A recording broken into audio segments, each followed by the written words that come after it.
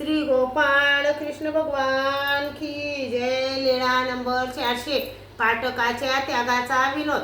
सर्वज्ञ रामनाथाच्या देवळाकडे फिरायला गेले। रामनाथाच्या देवळाच्या उत्तरेस परकोटाच्या बाहेर आंबा होता। तेथे सर्वज्ञ बसले तेव्हा पाटक सर्वज्ञांच्या दर्शनाला आले। सर्वज्ञांना दंडते घातले, श्रीचरणा लागले आणि त्यांनी सर्वज्ञांना विनंती केली, जी न्याय शास्त्रातही असे म्हटले आहे की सकळही गुरुला अर्पावे। चित्त वित्त काया हे तिन्ही परमेश्वराशी अर्पावे। असे म्हणून त्यांनी सर्वज्ञांजवळ आपली धर्मपत्नी बसविली। जवळ सामानाचे गाठोडे ठेवले, बैल बांधला आणि सर्वज्ञांना दंडते घातले। मग सर्वज्ञ त्यांना म्हणाले, आता आमचे झाले ते तुम्ही घ्याल।